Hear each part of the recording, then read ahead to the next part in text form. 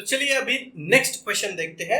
Next question है coefficient of static friction between a coin and a gramophone disc is 0.5। जैसा मैंने यहाँ mention किया है, म्यू की वैल्यू 0.5 है। ग्रामोफोन क्या है उसकी इमेज आपको स्क्रीन पे दिख रही होगी, ठीक है।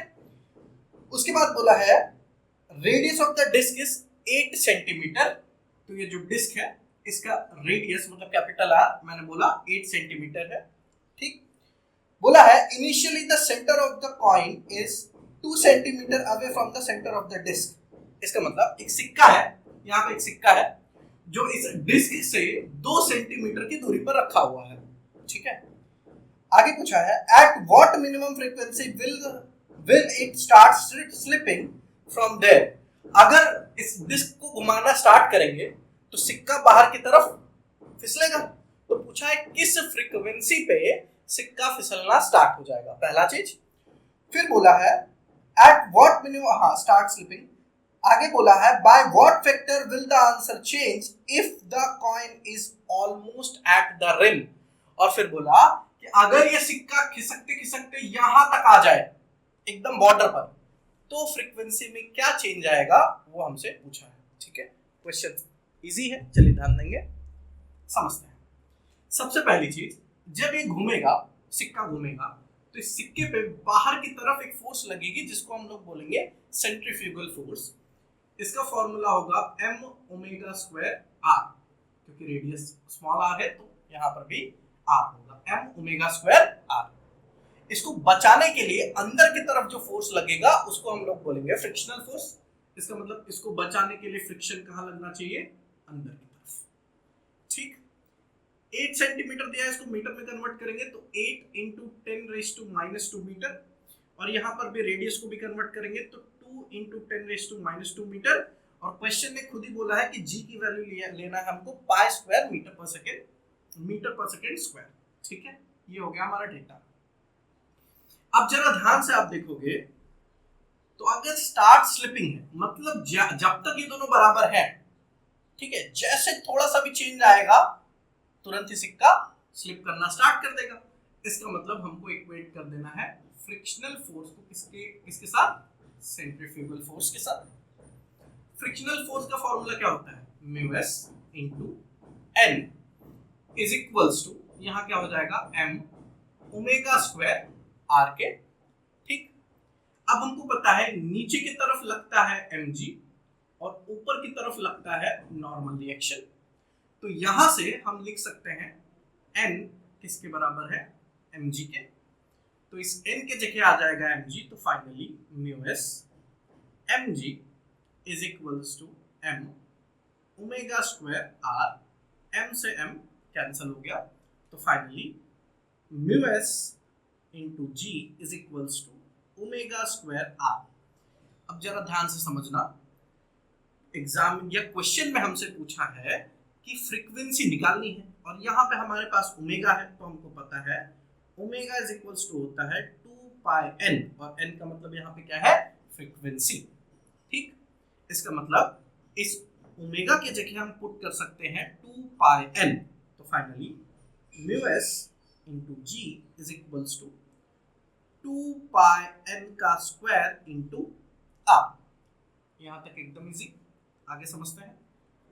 तो क्या हो जाएगा, mu S into G is equals to 4 pi square n square into r, ठीक है। हमको क्या चाहिए, फ्रीक्वेंसी चाहिए, तो n square is equals to क्या हो जाएगा, 4 n square is equals to, ये इस साइड चला जाएगा डिवीजन में, तो mu s g upon 4 pi square into r. Therefore n is equals to root of mu S into g upon 4 pi square into r. ये आ गया हमारा फॉर्मूला फ्रीक्वेंसी के लिए। अब हमारे पास सारा डेटा ऑलरेडी दिया हुआ है, अंडर रूट म्यू एस की वैल्यू दी है 0.5, जी की वैल्यू खुद ही क्वेश्चन में मेंशन किया है, जी की वैल्यू लेना है हमको पाई स्क्वायर, तो जी की वैल्यू हमने लिया पाई स्क्वायर, इधर है 4 इंटू पाई स्क्वायर आर की वैल्यू हमारे पास, आर की वैल्यू है 2 इंटू 10⁻², 2 इंटू 10⁻²। ये इसके साथ कैंसिल हो गया, ठीक है।